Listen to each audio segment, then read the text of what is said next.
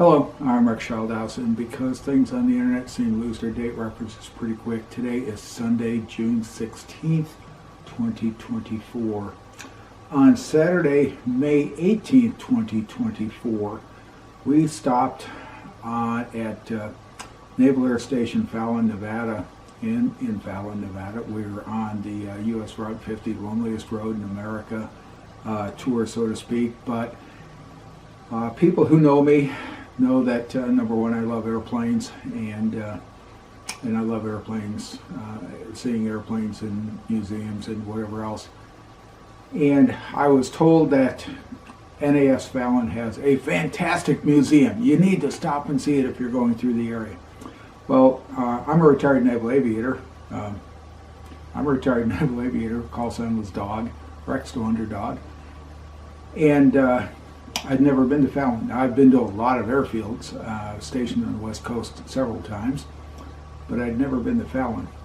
So we stopped and we actually spent the night at Fallon. We checked into the Navy Lodge, which was nice.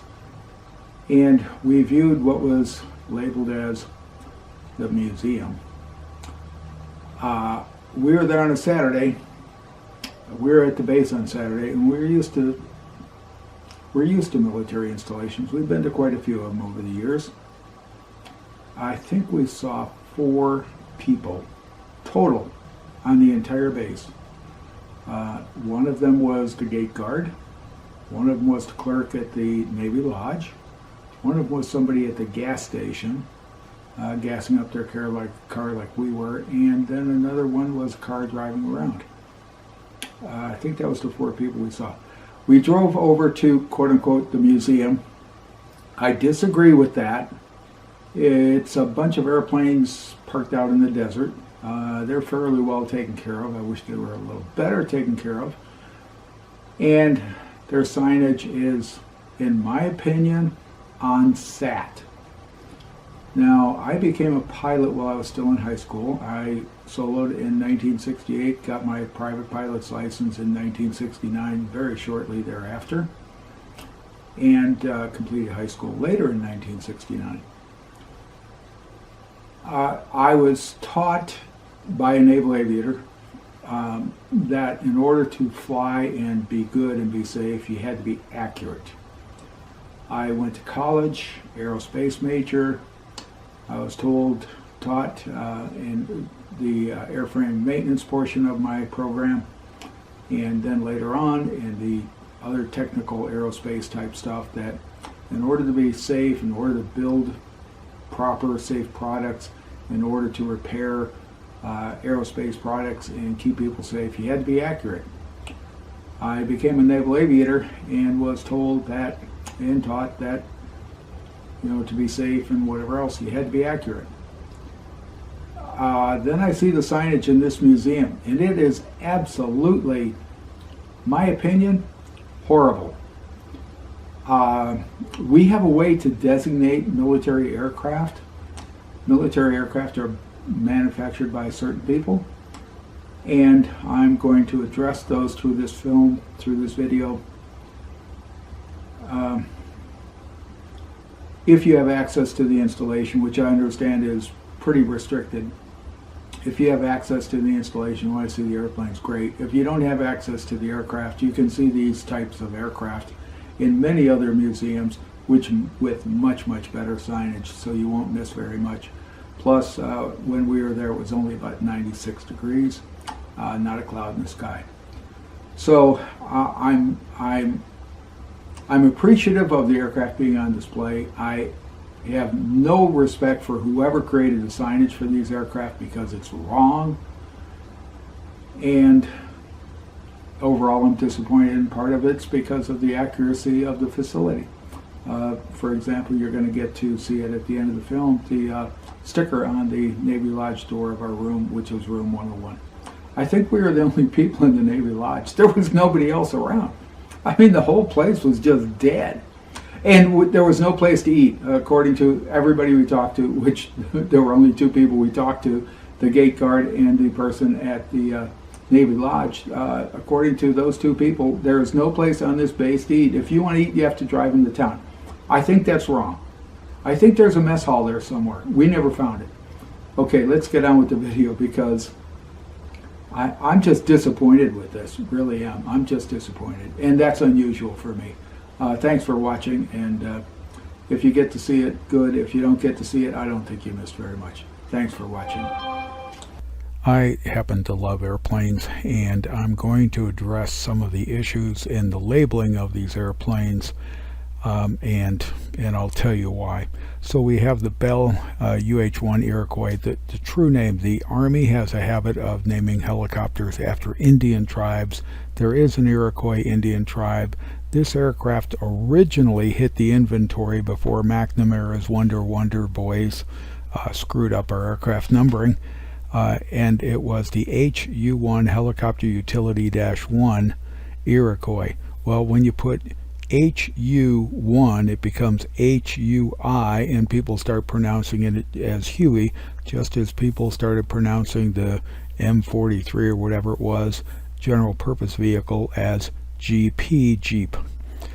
The UH-1, HU-1, whichever one you're talking about, is truly the Iroquois. It's not the Huey, and it was built by Bell Helicopter Company, and Bell Helicopter would later merge with a number of other companies.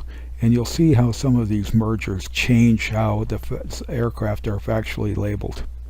So this particular aircraft is actually an A-4 Skyhawk.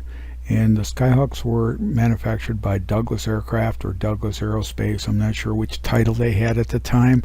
I believe it was never manufactured by the consortium, by the consolidated company of McDonnell Douglas. I'm not sure they did, whatever. This aircraft was designed by Douglas, and right up here in Southern California, and it is truly a Douglas A4 Skyhawk. The F-16 is actually the Fighting Falcon, and that's its proper name, F-16 Fighting Falcon, and it was actually designed and produced by General Dynamics. Now, was General Dynamics eaten by Lockheed and Martin along the way? I'm not going to. This is a General Dynamics airplane. It's not a Lockheed Martin aircraft. This screenshot is from Wikipedia. I didn't make it. We get into the Grummins, and Grummins changed its name numerous times. Grumman Aircraft, Grumman Aerospace, whatever. It's now part of Northrop Grumman.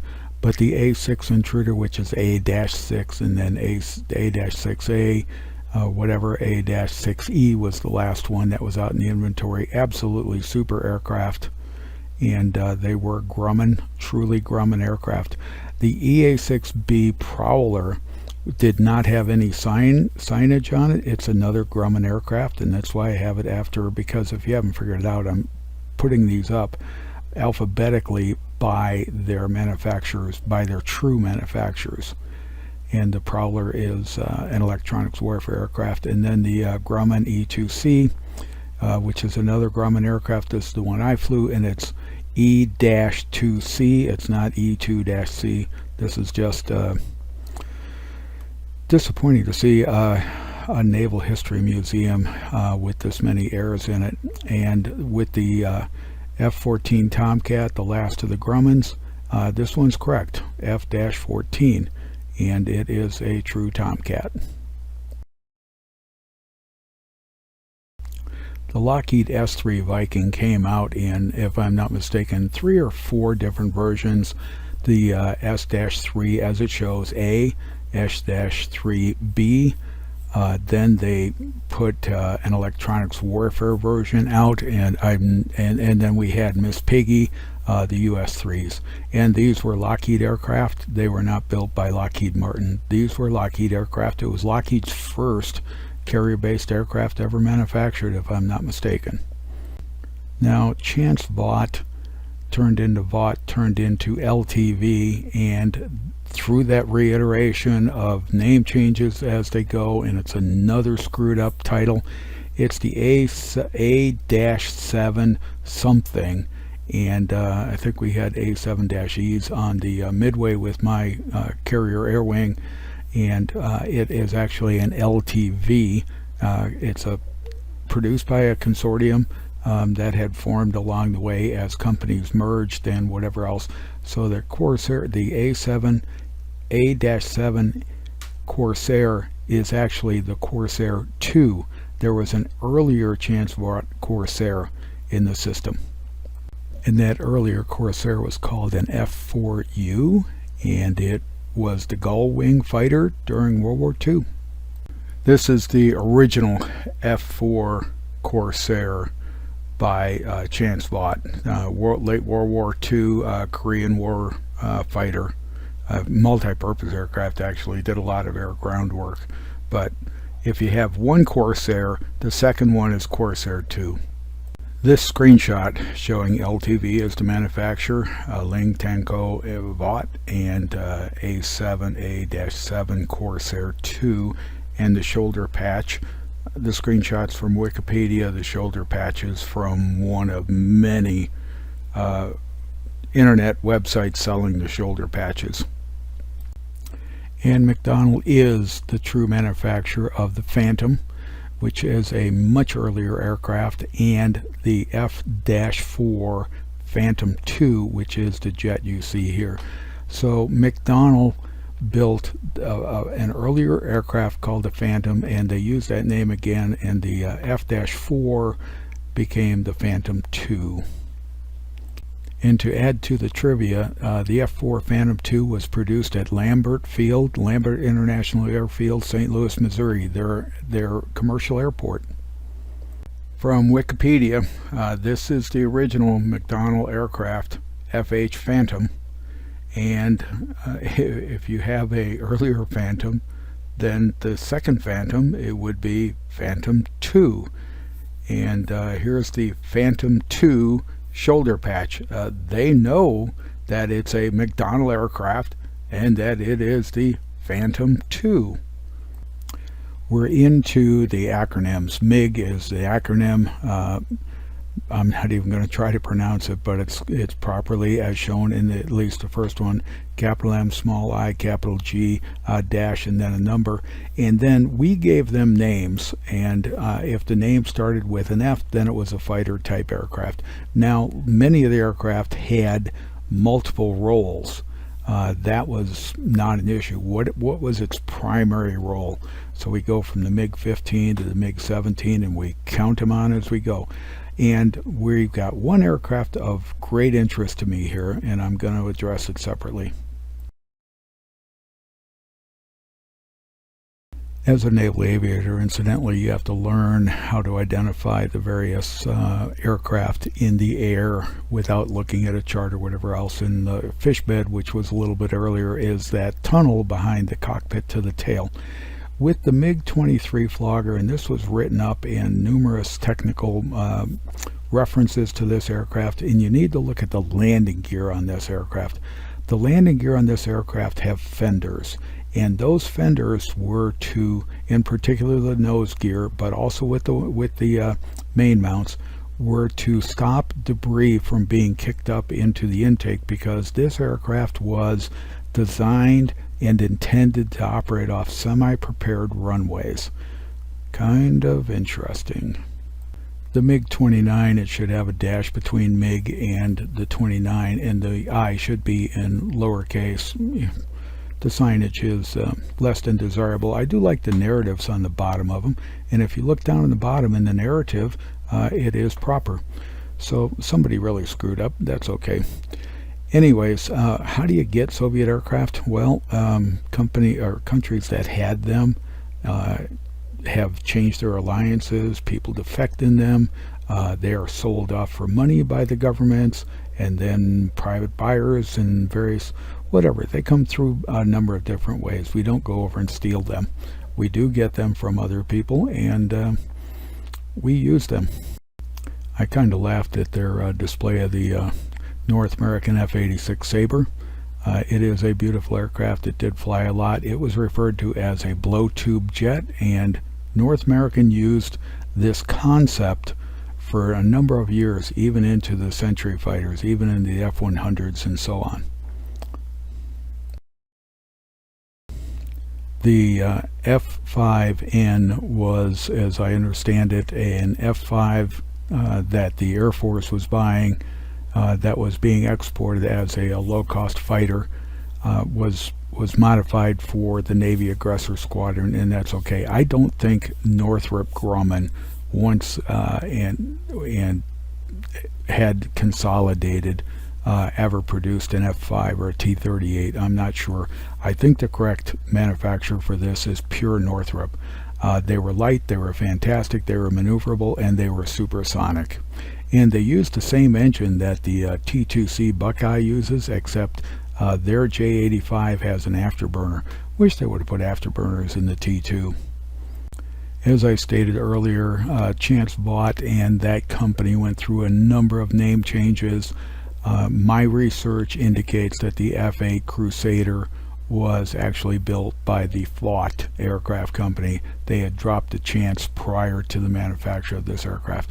This is an airplane, the wing lifts up because the airfoil is so critical in trying to get it slowed down with the flaps to land, that if you don't drop the fuselage or raise the wing, whichever way you want to look at it, the pilot can't see the runway, and this is a carrier-based aircraft. After we looked at the individual aircraft, I kind of disagree with this being a museum. I think it's an aircraft parking lot.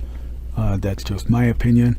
But I stood back where we were parked and I took this video of the aircraft parking lot. One of the displays by the aircraft was this presentation of how Naval Air Station Fallon changed from during the World War II years up to the present day. And in this, as we drove around the base, this is an F/A-18 Hornet, which would have been a McDonnell Douglas aircraft. It was parked on the corner of a parking lot. A North American RA-5C Vigilante photo reconnaissance. It had started out to be a nuclear bomber, and then because of one of the arms limiting treatings, it became a strategic reconnaissance, tactical reconnaissance aircraft. Up on a couple of pedestals was a LTV A7 and a Douglas A4, and it looked like the Douglas A4 had been part of the Aggressor Squadron, the squadron that trains the Naval and Marine Corps pilots to fight the bad guys. And parked someplace else by a beautiful, what looks like actually it's the Fallon, NAS Fallon emblem, but it kind of looks like the Midway's emblem, was a UH-1 Iroquois Huey helicopter and a Douglas A-1 Skyraider, and the Douglas A-1 Skyraider we got a better picture of. And another photo going from left to right, that's the wingtip of the Douglas A-1 Skyraider. Then the Douglas A-4 Skyhawk sitting up on the pillar. Then the UH-1, and I'm gonna say this is a UH-1, which is the Navy's helicopter. We like the twin engine. It keeps us out of the water as you go down. And another panoramic shot, which was somewhere near the main gate. I think that's the exchange complex on the far left corner. Don't hold me to that. We spent one afternoon on base and then stayed one night in the Navy Lodge there, and then we moved on. And on our door was a sticker. It was identified, we were in room 101 for and it's identified with a Midway F4, and that squadron is VF-154.